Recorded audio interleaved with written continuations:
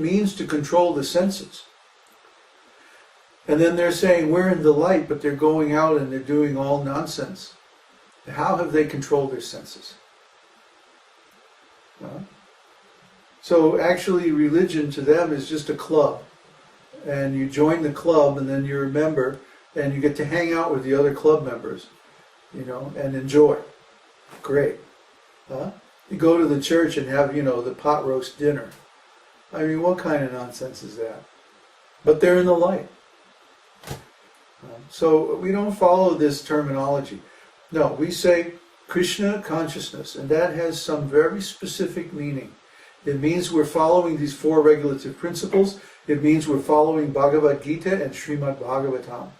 It means we're studying with a spiritual master situated in the lineage from Krishna.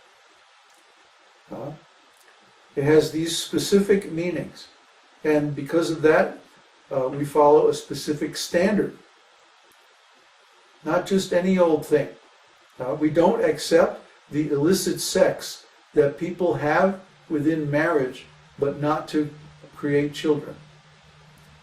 It's illicit sex. We don't accept that. Some people call themselves Vaishnavas and they still do that. But we don't accept that because that's not the actual standard. We accept whatever Krishna says. And Krishna says in Bhagavad-gītā that people who have illicit sex are not following his program. He says, I am sex life, which is according to religious principles. And we know that religious principles in Vedic context means Garbhadhan Samskara, or the seed-giving ceremony. But people aren't doing the seed-giving ceremony, even so-called devotees. They're phonies. They're trying to get sense gratification based on some ritual they're performing or some external process of devotional service. They're not really following from the heart. They're not really saying, let me love Krishna. They're saying, what Krishna can do for me. Oh, I'll do a little bit of service and now let's see what Krishna is going to do for me.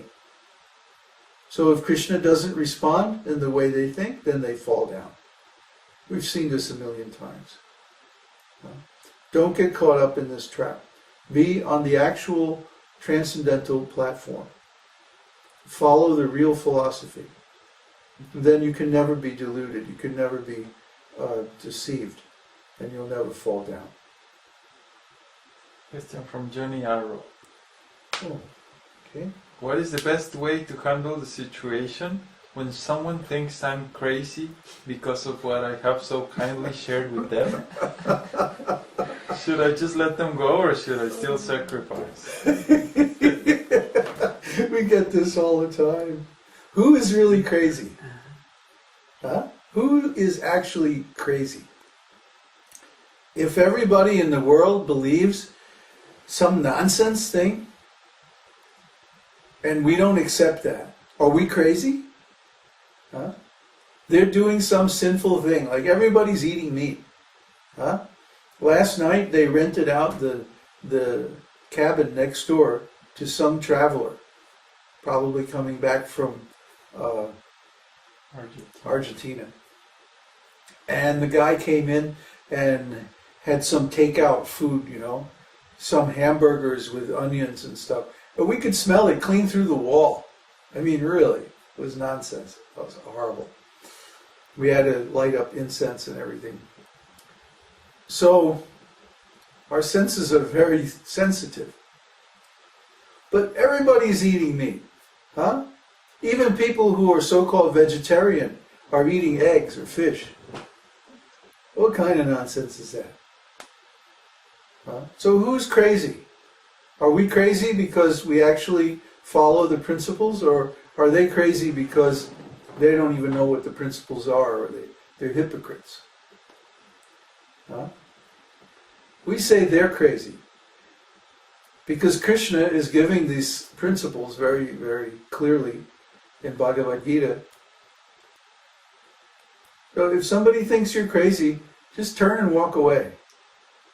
You don't need their association. You don't need them as a friend. Now, the other thing is, before you expose this transcendental knowledge, you want to make sure that a person is qualified to hear it. You see? If we just go down the street and take the first person we find and say, hey, you should stop eating meat and taking intoxication and, shave your head and chant the holy name for 2 hours a day, well, they're going to go, come on. Now that's crazy. What's crazy is we have preached to someone without getting their permission. That's the crazy part. Huh? I mean, would you like somebody to do something to you without your permission? Of course not. I mean, unless it's a surprise party on your birthday or something like that, you're not going to want them to do that. You're going to want them to make sure they have your permission before they do whatever they're going to do. Right? So similarly, when we're preaching, we have to make sure that we have people's permission. We can't just go start quoting verses from the Gita and the Bhagavad-gītā and talking about illicit sex and this and that, and God is a blue boy that plays the flute. I mean, come on. That is crazy. That's crazy because it's a lack of discrimination, a lack of intelligence, a lack of discretion. If you go up to somebody and maybe they're ready to hear about vegetarian diet, let's say. They're still on the bodily platform. Maybe their motivation is health. So you know that if you tell them about vegetarian diet is more healthy, they might be ready to hear that. But if you start telling them all this stuff about, you have to do this ceremony and offer it to this little blue boy who plays the flute, I mean, they're not ready to hear that. And so what's going to happen? They'll say, oh man, you're crazy. They think you're crazy because you told them about something that they couldn't understand in their ontology. They had no place in their map for the stuff you're telling them. But actually you're crazy because you could have known that by talking with them in advance, and you still went ahead and told them anyway. See? If you give somebody something that you know they can't have, you give them some level of knowledge that they can't handle, that's your problem. That's your craziness. That's your irresponsibility. So what you did basically was you caused them to make an offense. And this is the 9th offense against the holy name. To preach to someone who doesn't want to hear about it. When we preach the holy name, we want to make sure first that the person we're preaching to wants to hear about it. Otherwise, if we expose the glories of the holy name or the glories of Krishna consciousness to someone who is not disposed to hear about it, then they will make an offense. And that is an offense on our part, because we created that situation by our lack of discrimination or our lack of discretion. So yes, you're crazy, but not for the reason that they think. You have to be cautious about who you preach to and what you tell them.